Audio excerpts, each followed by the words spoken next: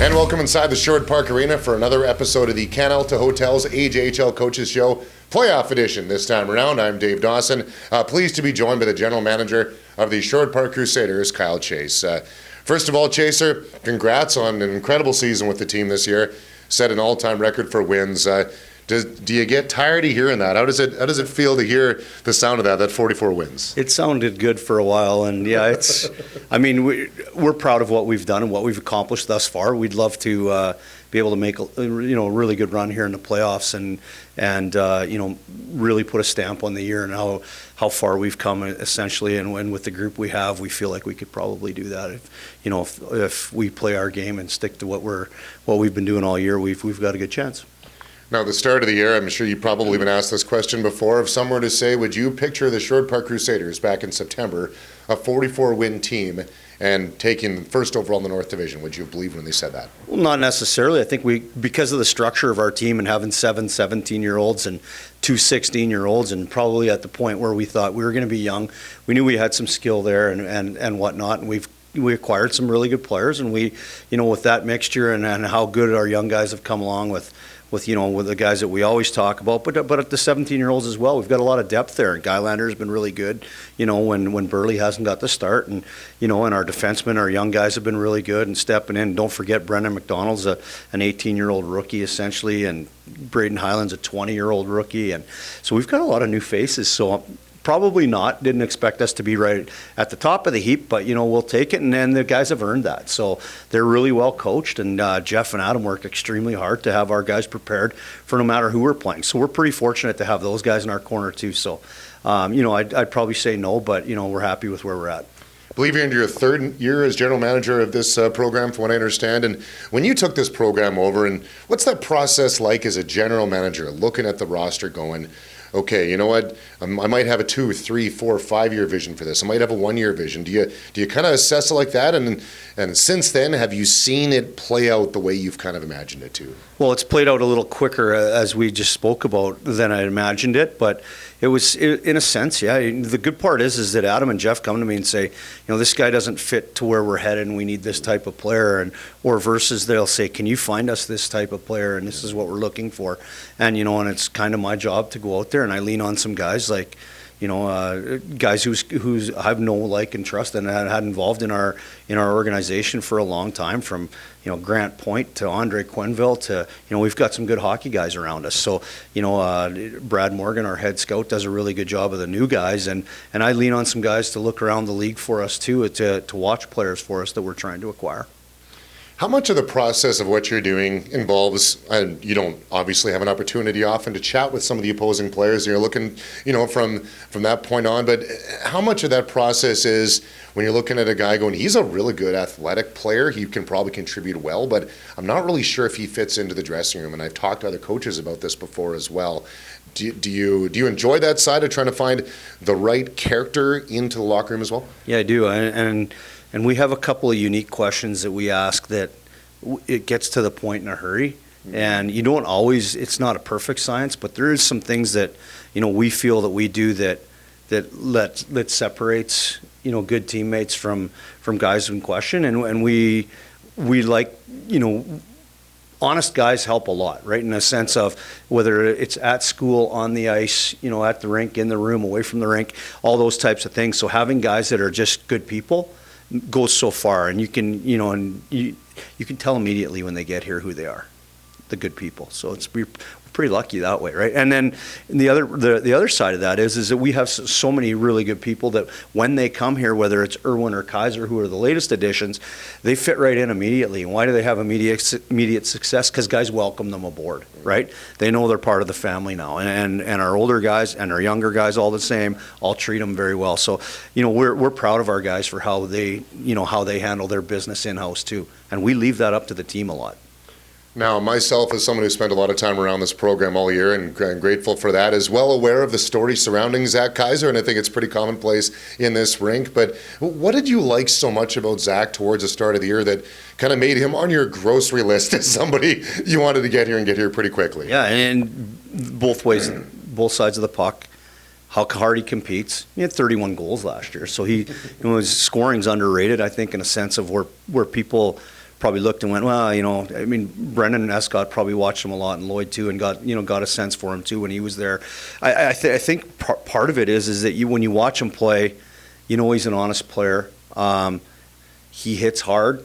He's not an overly huge guy, but he hits hard, plays the game the right way. He's always underneath the puck, and he has probably a little bit underrated on the skill side of it for people that don't know how good he is. And I'd compare him to Logan Gainey and Spruce Grove. They're similar type players. They play a little heavier than they look.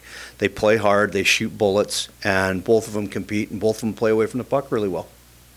How much of the conversation with Adam and Jeff is maybe seeing some of those things you each don't see, where maybe there might have been certain players that have come here and go, they're so offensively talented, and then they end up getting packaged out, and people go, how could you trade them? But then when they do go, they go, wow, that was a great trade moving them along. How much of those conversations do you have with Adam and Jeff? Well, I mean, quite a few, because Scotty's one of those guys, and Tyson Scott. And, he's one of the guys that we moved out, and we fear Tyson Scott playing against him. He plays heavy. He's got a ton of skill. He's hard to take the puck away from him in your own end. It's hard to get the puck off him without taking a penalty. All the good things that he did for us, he's doing for Fort McMurray, and so we're aware of those guys, and on the other side of it is when you get the guys in. I like when the coaches come in and go, gee, that guy, like watching Irv skate or watching the compete of Kaiser and the goal he scored in Fort Mac minutes into his career in Sherwood Park, and just watching our reaction of our coaches going, oh boy, we're gonna love this guy. It's a breath of fresh air for me, and quite honestly, it's a relief, because I'm like, oh boy, thank goodness I didn't screw that up. So it's good. Well, one thing that's drawn a lot of attention lately is Reed Irwin obviously committing recently to Denver, and packaged along within that future commitments are obviously Mike Banning and Carter Savoy. How much of that was a surprise for you about Reed Irwin, and how much has he developed since coming to this program? Well, great point, because a little bit of it is a surprise of how fast it came along. He got put into a perfect situation playing with our number one offensive defenseman and Mike Benning, and they moved the puck well, and at times out there, it just seemed to click immediately, right? And it kind of unique. Reed had, 10 or 11, 12 points maybe in 40 games, or just under 40 games where he was, and he came in here and he's a plus point a game defenseman for us, and Jeff was very, very, very, complimentary of him and saying, Kyle, the upside's huge here. The upside's huge here. So we had all hands on deck. The guys that are going to Denver had, in Savvy and Benning, had a lot of good things to say to Reed, to Denver about Savvy. Our coaches, some guys that we know in the hockey side of it too, that are in the game, that have helped push the ball forward down the field for Reed. So we're real proud of him. We're happy. But yeah, that is one of the things for sure that where Jeff came to me and went, wow. And actually, and Brittany Miller, our power skating coach, was the first one to say to me, holy cow, the guy you got from Lloyd, can he ever skate? And I'm like, Kaiser, he's a good skater. And she goes, no, Irwin. He's like, so, because we were all focused on, Kai's being a 20-year-old and the guy that was going to push us through, as far as the way he plays the game. And, and everyone, went, overlooked. We all did. We were all guilty of overlooking Reed, and he's just been so good for our group. So, and he's a really good human. He's, a good family. So we're happy. Yeah. When you're on the phone talking to some of those schools, you're talking to players, you're talking to maybe different coaches, general managers, trying to find the right fit. What are some of the conversations you have about Sherwood Park and the identity you're trying to create here? And when you talk about this program, this city, bringing people here, what's that Kyle Chase general manager conversation like? Well, that Kyle Chase, if I'm talking to the player or the family, or what are we talking? Yeah. I mean, we resource it to, here's where we were at, and here's where we are today, and we feel like we've made strides.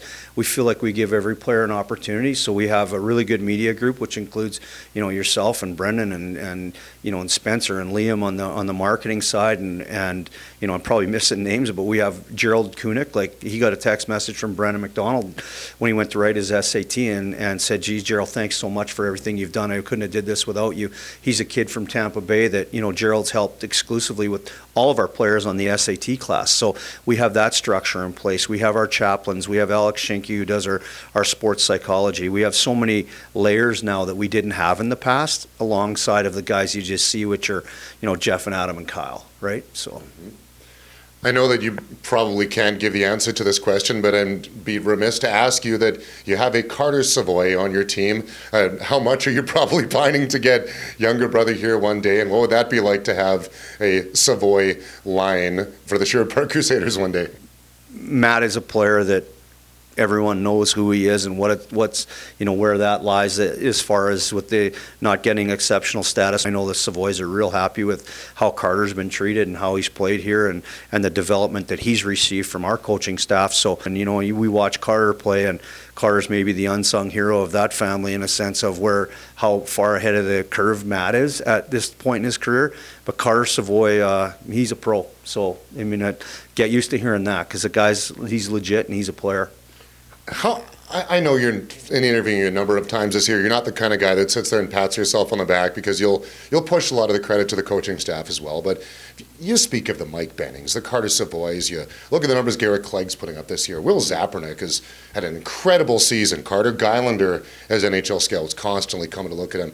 How much of that do you kind of have to maybe put a feather in your cap and be like, yeah, we got a pretty good hockey team ahead of us, and how much better is this going to get in the years to come? Yeah, no, I agree, and you have to give credit to everybody, because it's not a one-person job. It's not something that we've fallen on, or we taken lightly as a group. I've tried to do my job and stay in my lane as much as I can, and same as the coaches and scouting, and I don't tell Gerald how to run an SAT class, and most guys don't get in the way of saying, gee, maybe we should trade this guy for that guy. So, I mean, I feel like everybody's just doing their job, and we're all pulling the rope together, and we want to win. And, and a credit to, we have a really good president, Kevin Love, who's, I think, is the unsung hero of our whole group, where he keeps the whole thing alive for all of us, and says, guys, you're doing a good job, keep plugging, and we're very fortunate to have him, and and the job that everyone does in the organization from Kevin Love down. We just try to be respectful, professional, and go to work and put the best product on the ice and in the community that we can. All right, well, last one. For the better part of a decade, it's been no secret the Spruce Grove Saints have kind of been the litmus test for the North Division, and have been the area where the Crusaders in successful seasons have kind of fallen up short. You don't want to look past the Fort McMurray Oil Barons at all, with all respect to them, but does this team, is it built to contend to get to the North Division, to get to the AJHL final, to contend for an Interpipeline Cup this year? Yeah, I mean, that's the intention, right? And we feel like we've done fairly well against all the teams remaining in the North. And, we've had a lot of trouble with Bonnie, too, and Spruce. The last game we played them, we don't forget what happened that game. It was 9-3. We had a 3-1 lead in that game. They scored 8 unanswered goals. The road to the North in the last decade's gone through Spruce Grove. So I don't think that's changed a lot. Mm-hmm. Let's not forget they're still the incumbent to the championship in the North and in the league. So they still have a lot of players with a ton of playoff experience, and no one's looking so far ahead to say, geez, I hope we play Brooks, because we're not. We're saying, we'd like to, obviously win the North, and we also know that we have to get through 2 really tough teams to get there. So it doesn't matter who we're playing right now the rest of the way. The rest of the way is going to be hard. And everyone that knows anything about hockey knows that any one of these 4 teams remaining has a chance to win on any given night. So you better be at your best. All right, well, anytime we have a chance to chat, I always appreciate that it's always at the best, and appreciate you taking the time to do this today, and best of luck throughout the playoffs. Thanks, Dave. Appreciate it. All right, and thank you very much for watching this episode of the Canalta Hotels AJHL Coaches Show. We'll see you next time.